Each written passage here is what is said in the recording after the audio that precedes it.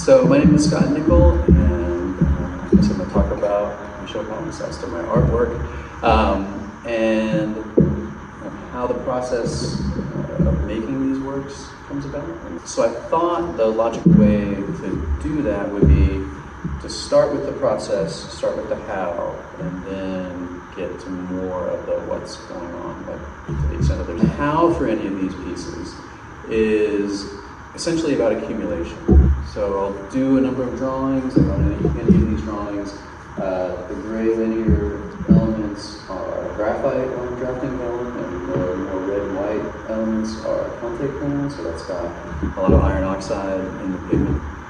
And I'll make drawings, and accumulate the graphite over time, over months, over years. And as I'm making the drawings, I'm not really thinking in terms of what is going to happen at the end. I'm going to walk up on a blank page and start drawing and see what evolves on that page without a thought as far as what's going to happen, what the end product is going to be. And then after I've accumulated enough, I lay them all out and I start looking for correspondences. I start looking for, if I put one over the other, the paper is a little bit transparent.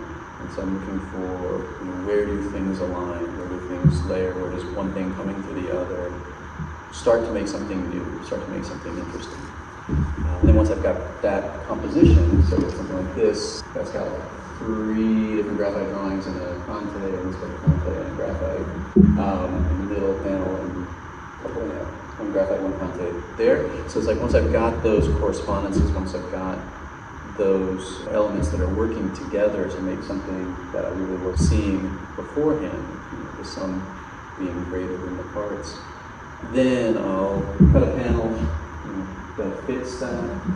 These are all done on birch panels, and then I'll put beeswax on it, and then I put the first layer down, and then I put more wax, and the second layer, more wax, and however many layers it's got. And the wax both helps the paper to adhere to the panel and also makes it so that it's more transparent, makes it so that you can see stuff through it. And it also, I think, helps to color the work a little bit. So to some extent, the yellow color in there is pollen that's in the wax. I'm buying beeswax from beekeepers around the state. And that also leads to a little bit of changeability from one work to the next. Different pollens, different pollen mounts in the wax makes for a darker layer of wax. And it also helps the kind of surface, the ripples in the surface, helps to baffle some of the wood grain in the panels, and so it ends up not just looking like it's stuck on the wood. So that's kind of the process, right? The what is a little bit different. A lot of the work ends up looking very anatomical. And so there's sort of a lot of bones and beaks and skulls and things like that, but they're not really bones and beaks and skulls. For a number of years, I was really fighting against the idea of imagery. I wanted something that was, kind of cloud-like, didn't have that look of something literal. And over time, I've kind of relaxed into the idea that there are going to be these correspondences that even if I'm not coming at it trying to make something that looks like something, it's going to do that anyway, so I'm okay with it, I suppose. Because what I'm much more interested in, rather than, this looks like bones, this looks like bees, this looks like whatever, is this idea of motion, of animation, right? So the sort of anatomical gives rise to the animate. In the real world, we tend to think of bones as being about death, because that's when you see a skeleton, that's when you see a Nicol rectum. It's showing, when you see the bones, whatever had the bones is dead, but the bones are always there. So for me, I'm much more interested in sort of the mechanics that anatomy allows for. The way that bones hinge, the way that bones fit together in sockets, then that allows in terms of movement. So then when I get to sort of the finished product, that is what I'm looking for. When I'm laying out pages, I'm not trying to do something that looks like bodies, but something that looks like motion. It's sort of the verb rather than the noun. And that's ultimately what I'm trying to get with any of these, right? So this one, for me, it feels like it kind of flows from one to the next, and you get almost this walking rhythm at the end. And with any of these, really all of these, for me, I'll look at them as having kind of a starting point and a finishing point. It's like streams moving through space or something, like a real landscape.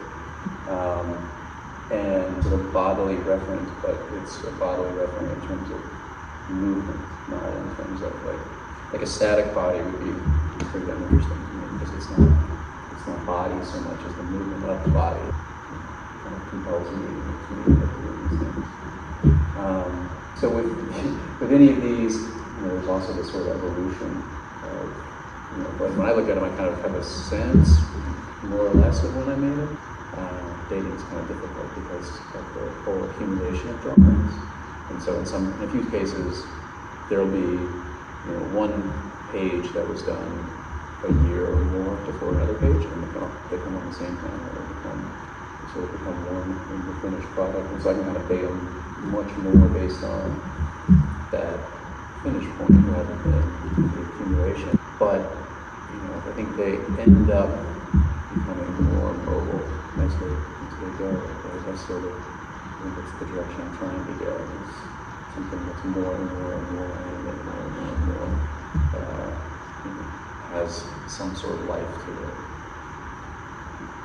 I have a question. Okay. So when you start layering your drawings, are you looking for things like ball and socket to fit, or are you looking for things that look like they were some sort of body, or are you looking more at the formal quality of it? Like how do these lines work with these lines? You know what I'm saying?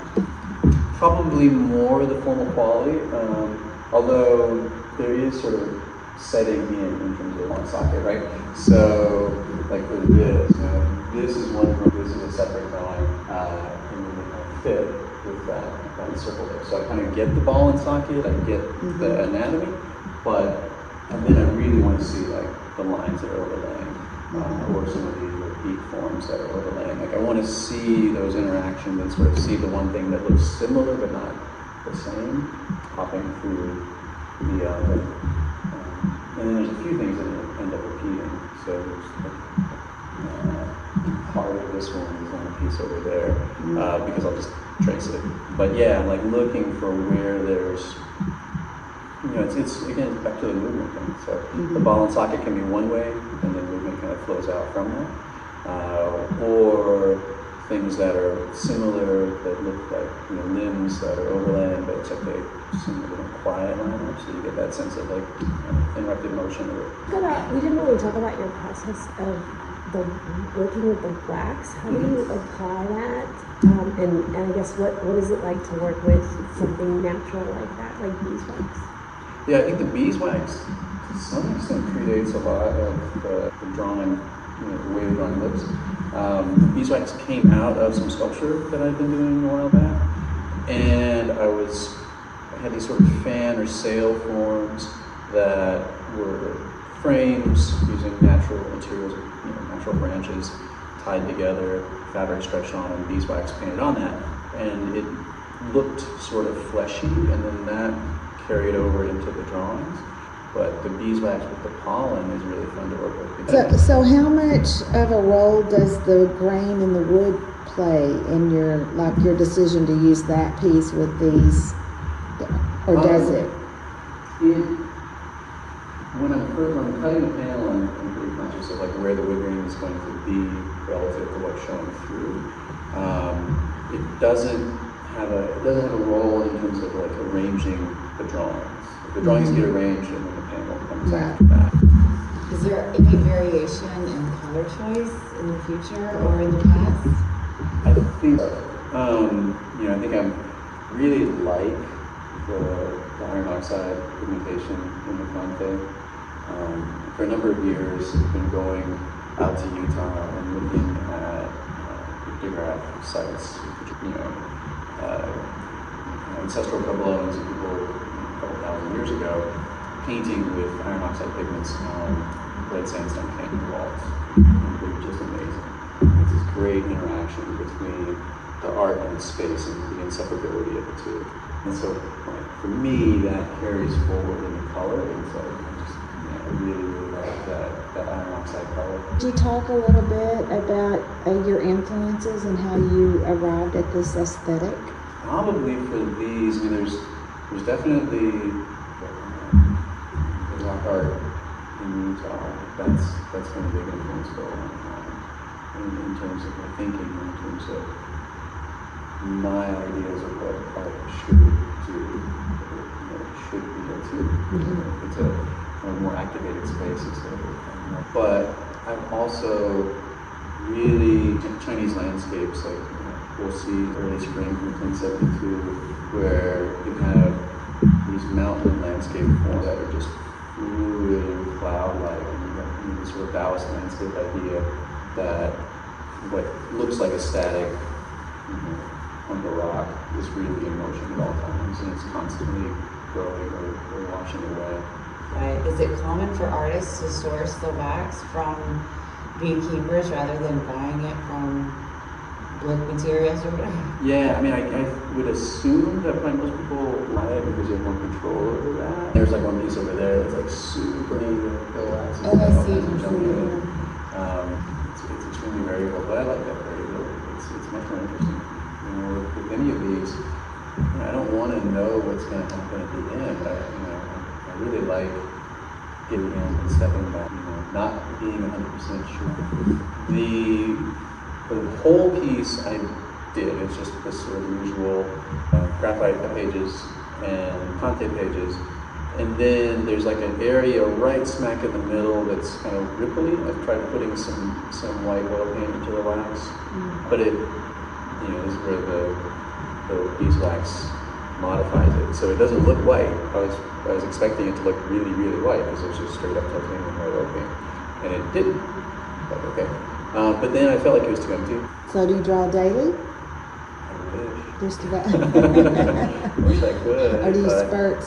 Yeah, I try to work as much as I can. Yeah. I gotta pay the bills. So.